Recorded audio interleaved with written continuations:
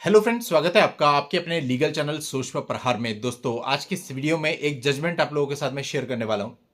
दोस्तों, कुछ चीज ऐसी होती है जो प्रैक्टिकल लेवल पे हमें बिल्कुल क्लियर है कि ये होगा और ये नहीं होगा, लेकिन कई बार हमको इसके एक्सेप्शन देखने को मिल जाते हैं।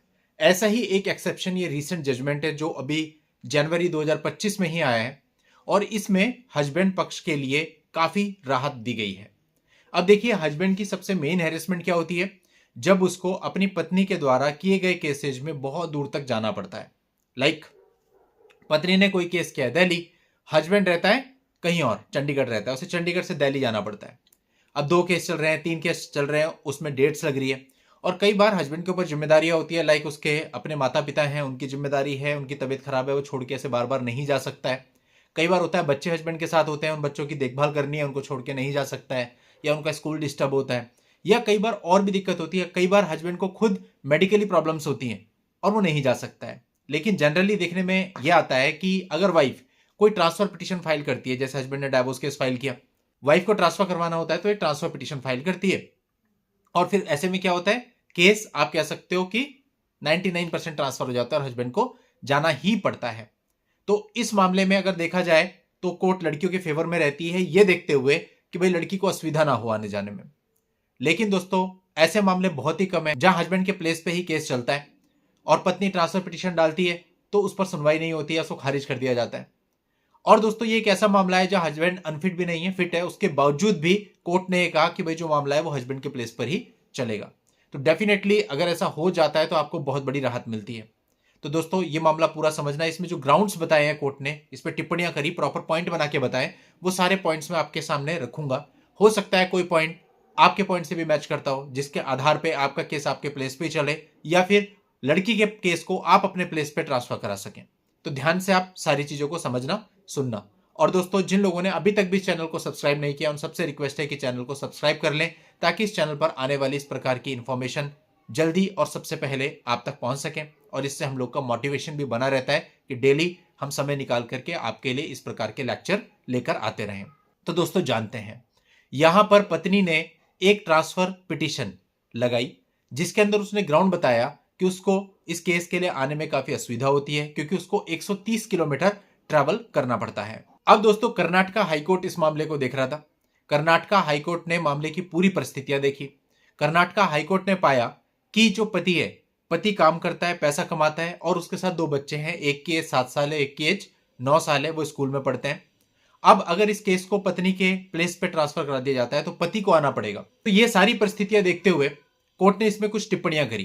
पहली टिप्पणी करी लैंगिक समानता को लेकर के, और कोर्ट ने यहां पर यह कहा कि चाहे स्त्री हो चाहे पुरुष हो, दोनों लिंगों के साथ समान व्यवहार किया जाना चाहिए, निष्पक्ष व्यवहार किया जाना चाहिए। दूसरा पॉइंट यह बताया कोर्ट ने कि यदि इस ट्रांसफर पिटीशन को अलाउ कर दिया जाता है और केस को पत्नी के प्लेस पे ट्रांसफर कर दिया जाता है तो इससे पति के ऊपर अधिक भार पड़ेगा और उस भार की वजह से बच्चों की देखभाल पर असर पड़ेगा, वो परवरिश पर भी प्रभाव पड़ेगा। तीसरा पॉइंट कोर्ट ने माना कि सबसे जरूरी ऐसे मामलों में बच्चों का कल्याण होना चाहिए।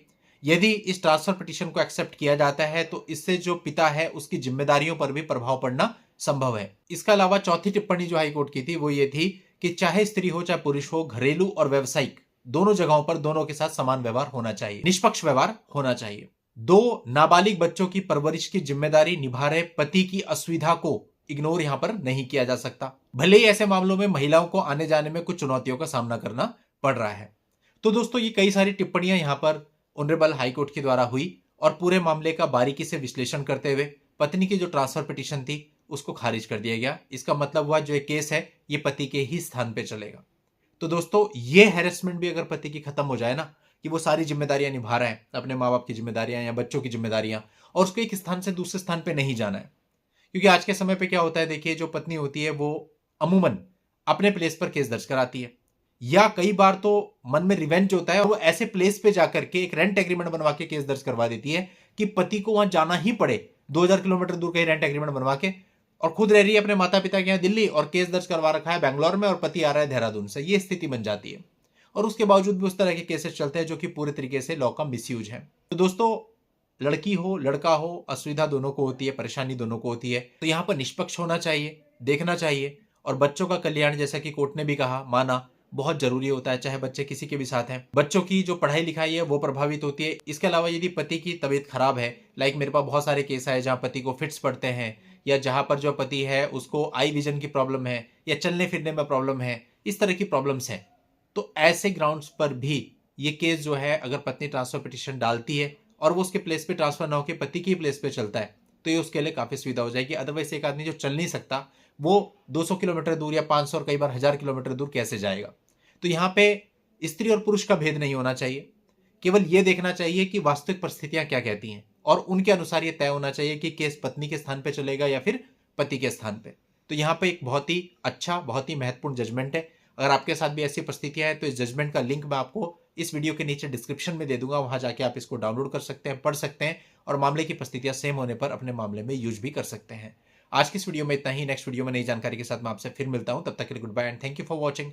Take care.